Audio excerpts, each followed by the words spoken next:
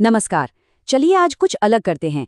आज हम 2017 के क्लास 10 के सोशल साइंस के पेपर को खोलकर देखेंगे, लेकिन सिर्फ सही जवाब जानने के लिए नहीं, बल्कि ये समझने के लिए कि इन सवालों के पीछे हमारे समाज, हमारी राजनीति और हमारी अर्थव्यवस्था के कौन से बड़े आइडियाज छिपे हुए हैं। तो आज हम क्या क्या देखने वाले हैं? हम इस पेपर के तीनों हिस्सों को एक एक करके समझेंगे। शुरुआत करेंगे राजनीति विज्ञान से, फिर भूगोल और आखिर में इकोनॉमिक्स पर बात करेंगे। तो चलिए शुरू करते हैं। तो सबसे पहले बात करते हैं पॉलिटिकल साइंस की। यहाँ हम देखेंगे कि सत्ता कैसे काम करती है, समाज में अलग अलग गुट कैसे बनते हैं और हमारे पॉलिटिकल सिस्टम के सामने असल में क्या-क्या चुनौतियाँ हैं। अच्छा, इस टेबल में कुछ बहुत ज़रूरी फैक्ट्स हैं, जैसे बेल्जियम में अलग अलग भाषा बोलने वाले लोग कैसे रहते हैं। ये दिखाता है कि कोई भी देश अंदर से कितना कॉम्प्लेक्स हो सकता है, और इसी कॉम्प्लेक्सिटी को संभालने के लिए संघवाद या फेडरलिज्म जैसी व्यवस्था की जरूरत पड़ती है, जो ये तय करती है कि केंद्र और राज्यों के बीच पावर कैसे बांटी जाए ताकि सब मिलकर रह सकें। तो ये तो हो गई बेसिक बातें। अब पेपर हमें राजनीति के असली दुनिया में ले जाता है। यहाँ दो बहुत दिलचस्प सवाल हैं। पहला, बाहर के ग्रुप्स यानी प्रेशर ग्रुप्स पॉलिटिक्स को कैसे बदलते हैं, और दूसरा, हमारी पॉलिटिकल पार्टियां खुद अंदर से किन मुश्किलों से जूझ रही हैं। तो इसे ऐसे समझिए, ये एक तरह की खींचतान है। एक तरफ है प्रेशर ग्रुप्स, जैसे कोई आंदोलन या बड़े बड़े लॉबिस्ट जो सरकार पर बाहर से दबाव बनाते हैं, और दूसरी तरफ पॉलिटिकल पार्टियां हैं जो अपनी अंदरूनी समस्याओं से लड़ रही हैं, जैसे पार्टी में डेमोक्रेसी की कमी या परिवारवाद। इन्हीं दोनों ताकतों की टक्कर से हमारी राजनीति की दिशा तय होती है। अब सवाल थोड़ा और बड़ा हो जाता है। वो कौन सी तीन सबसे बड़ी रुकावटें हैं जिन्हें दुनिया के हर लोकतंत्र को पार करना ही पड़ता है अगर उसे सच में सफल होना है? देखिए, लोकतंत्र कोई मंजिल नहीं है, ये एक सफर है जिसके तीन खास पड़ाव हैं। पहला पड़ाव है बुनियादी चुनौती, मतलब जहां लोकतंत्र है ही नहीं वहां उसे लाना। दूसरा है विस्तार की चुनौती, मतलब ये पक्का करना कि लोकतंत्र के फायदे समाज के हर इंसान और हर हिस्से तक पहुंचें।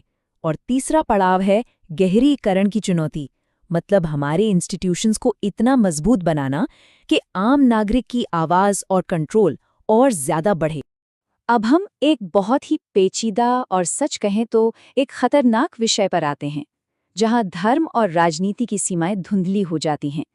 धार्मिक पहचान के नाम पर होने वाली राजनीति, जिसे हम सांप्रदायिकता कहते हैं, वो आखिर हमें किन-किन शक्लों में दिखाई देती है? ये जानना जरूरी है कि सांप्रदायिकता बस एक चीज नहीं है, ये एक तरह से एक फिसलन भरी ढलान है।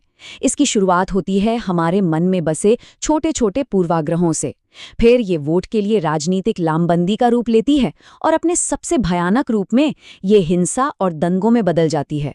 तो हमने ये तो देख लिया कि हम समाज को कैसे चलाते हैं। अब जरा ये देखते हैं कि हम अपनी धरती और उसके खजानों को कैसे संभालते हैं।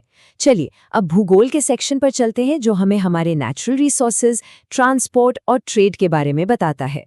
इस सेक्शन में हमारे दुनिया की जो बुनियादी चीजें हैं वो समझाई गई हैं, जैसे राष्ट्रीय वन नीति। ये सिर्फ एक सरकारी नंबर नहीं है, बल्कि ये तय करता है कि हमारा पर्यावरण कितना सेहतमंद रहेगा। इसी तरह सड़क परिवहन कैसे काम करता है, ये समझने से पता चलता है कि सामान हमारे घर तक कैसे पहुंचता है। यहाँ पर एक बहुत ही बेसिक लेकिन बहुत ज़रूरी फ़र्क समझाया गया है, बायोटेक और एबायोटिक रिसोर्सेज। मतलब सीधी सीधी भाषा में कहें तो जानदार और बेजान चीज़ें, जंगल, जानवर, ये सब जैव यानी बायोटिक हैं, और चट्टानें, पानी, मिनरल्स, ये सब अजैव यानी एबायोटिक हैं। इस फर्क को समझना हमारे प्लैनेट को बचाने के लिए बहुत ज़रूरी है। और ये सवाल, ये हमारे आज के दौर के सबसे बड़े सवालों में से एक है। जैसे जैसे हम टेक्नोलॉजी और पैसे से अमीर हो रहे हैं, उसका हमारे ग्रह के संसाधनों पर, उसकी खपत पर क्या असर पड़ रहा है। तो होता क्या है, एक साइकिल बन जाता है, एक चक्र जो खुद ही घूमता रहता है और तेज होता जाता है। बेहतर टेक्नोलॉजी हमें ज़मीन से और तेज़ी से रिसोर्स निकालने में मदद करती है। जब इकोनॉमी बढ़ती है तो लोगों के पास ज्यादा पैसा आता है और वो ज्यादा चीजें खरीदते हैं। इससे डिमांड बढ़ती है और रिसोर्सेज और तेजी से खत्म होते हैं। ये एक ऐसा चक्र है जिसे हमें तोड़ना या कम से कम मैनेज करना सीखना ही होगा। और अब आते हैं हमारे आखिरी सेक्शन पर, यानी इकोनॉमिक्स पर। यहाँ पर हम दो खास चीज़ों पर फोकस करेंगे। एक, हम किसी देश की तरक्की को मापते कैसे हैं, और दूसरा, बाजार में हम ग्राहकों के अधिकारों की रक्षा कैसे करते हैं। यहाँ पर हम एक तरह से पूरी अर्थव्यवस्था का एक्सरे देखते हैं। राष्ट्रीय आय को आप किसी देश का रिपोर्ट कार्ड समझ सकते हैं, और दूसरी तरफ उपभोक्ता शोषण जैसे कॉन्सेप्ट्स हमें याद दिलाते हैं कि जब मार्केट ठीक से काम नहीं करता तो आम इंसान को क्या परेशानियां हो सकती हैं। और अब बारी है हमारे आखिरी बड़े सवाल की। ये एक ऐसे कानून के बारे में है जिसे आम इंसान को, खरीदार को बाजार में बचाने के लिए बनाया गया था। उपभोक्ता संरक्षण अधिनियम 1986, जिसे हम कॉपरा भी कहते हैं। तो इसका असली मकसद क्या था? तो मतलब साफ है, कोपरा का असली मकसद सिर्फ बेईमान दुकानदारों या कंपनियों को सजा देना नहीं था, बल्कि ग्राहक को ही ताकतवर बनाना था। इसने हमें सुरक्षा, सूचना और पसंद जैसे अधिकार दिए, और अपनी शिकायत लेकर जाने के लिए एक आसान सिस्टम बनाया। ये मार्केट को सबके लिए फेयर बनाने की एक बहुत बड़ी कोशिश थी। तो हमने इस पूरे पेपर का सफर तय कर लिया है। चलिए एक कदम पीछे हटते हैं और एक बार फिर से उन बड़ी बड़ी बातों पर नजर डालते हैं जो हमने इस पूरी चर्चा से सीखी हैं। अगर आप इन सब में एक कॉमन धागा ढूंढें तो वो है सिस्टम को समझना। पॉलिटिकल साइंस हमें पावर के सिस्टम को समझाता है, भूगोल हमें धरती और उसकी रिसोर्सेज के सिस्टम को दिखाता है, और इकोनॉमिक्स हमें बाजार और अधिकारों के सिस्टम के बारे में बताता है। सच तो ये है कि सोशल साइंस उन बड़े बड़े सिस्टम्स को समझने का ही नाम है जो हमारी जिंदगी को चलाते हैं।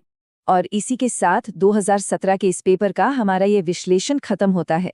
लेकिन एक आखिरी सवाल है जो पेपर में नहीं था, वो हम सबके लिए है।